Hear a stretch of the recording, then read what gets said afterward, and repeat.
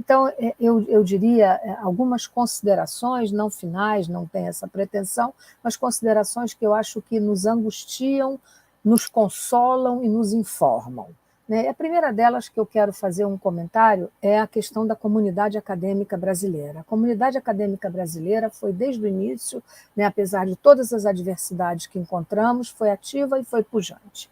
O Brasil hoje é o 10º país em publicações científicas indexadas, revisadas por pares, em revistas de boa qualidade.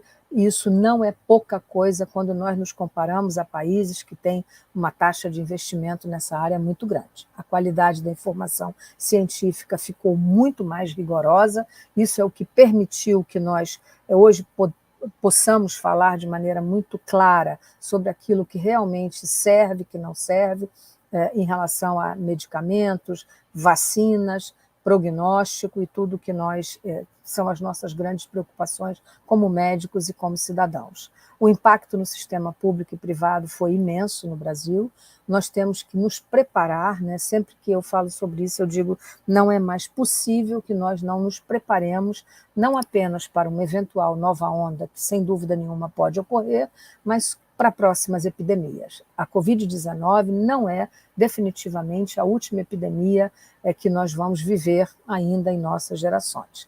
É muito importante e necessário que nós tenhamos testagem para todo mundo, né? Ou seja, nós temos que ter autotestes, né? Eu sou uma defensora dos autotestes, desde que eles tenham condições de serem notificados para monitoramento do Ministério da Saúde, para que nós tenhamos dados sobre o que acontece na questão do comportamento epidemiológico. Nós precisamos de testes, né, point of care, como nós chamamos, né, testes muito rápidos que deem diagnóstico. Precisamos do acesso aos antivirais orais para tratar pacientes rapidamente, até o 4º dia de sintoma, comprovadamente positivo para a Covid-19.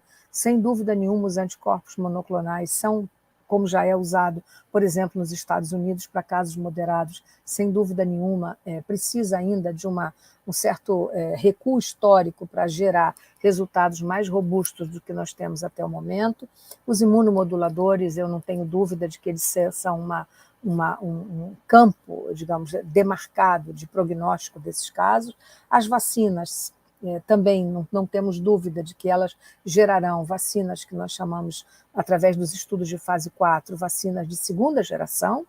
Hoje nós sabemos, por exemplo, que a Moderna já começa a fabricação de um novo modelo de vacina a partir do RNA mensageiro modificado, contemplando a cepa Ômicron, hoje dominante em todo o mundo. Então, nós, sem dúvida nenhuma, devemos considerar a possibilidade de termos vacinas de nova qualidade. Doses de reforços estão na ordem do dia. Se os senhores me perguntam, nós deveremos ou não ter uma segunda dose de reforço? A minha resposta seria sim, baseado no estado da arte, do que outros países com grande controle de saúde pública têm feito, como Israel, por exemplo, que já vacinou um número grande de pessoas com a segunda dose de reforço. E em relação à revacinação, essa é mais uma pergunta do que uma resposta. Nós não sabemos responder até o momento quando ou se nós precisaremos ser revacinados sistematicamente para a Covid-19. E, finalmente, a questão da síndrome pós-Covid, as sequelas respiratórias, neurológicas, vasculares e a reabilitação, a complexidade da reabilitação pelo impacto que isso causa nos serviços de saúde é muito grande. Então, de novo, né, eu acho que nós temos que fazer entender o futuro, olhar o futuro sempre nos remetendo aos ensinamentos do passado, né, quando nós pensamos que iríamos trabalhar o tempo todo, né, essa é uma fotografia do meu serviço, onde eu trabalho na Fiocruz, com a enfermeira que trabalha conosco.